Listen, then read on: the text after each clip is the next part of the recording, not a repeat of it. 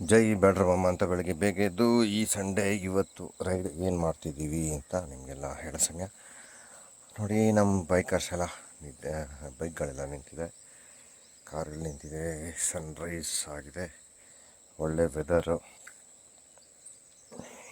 So ಈ ಥರ ವೆದರಲ್ಲಿ ಇರೋದು ಒಂಥರ ಮಜಾ.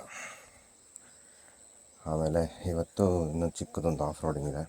ಆಫ್ ರೋಡ್ ಮುಗಿಸ್ಕೊಂಡು ವಾಪಸ್ ಬ್ಯಾಕ್ ಟು ಪೆವಿಲಿಯನ್ ನಮ್ಮ ಜಾಗಕ್ಕೆ ನಾವು ಹೋಗ್ತೀವಿ. ಬ್ಯಾಂಗ್ಳೂರಿಗೆ, ಮೈಸೂರಿಗೆ, ನಂಜನಗೂಡಿಗೆ.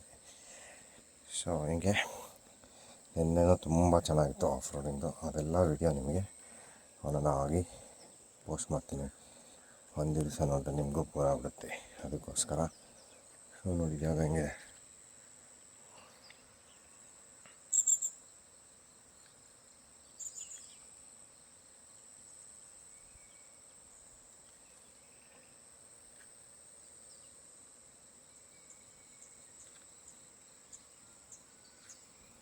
ಅಲ್ಲಿ ಕೆಳಗಡೆ ಒಂದು ನದಿ ಹರಿದಾಗ ಮಧ್ಯಾಹ್ನ ಇಲ್ಲಿಂದ ಹೋಗೋಕ್ಕೆ ಮುಂಚೆ ಅಲ್ಲೆಲ್ಲ ಬಿದ್ದು ಒದ್ದಾಡಿ ಆಮೇಲೆ ಹೋಗೋಣ ಅಂತ ಪ್ಲ್ಯಾನ್ ಮಾಡ್ತಾಯಿದ್ದೀವಿ.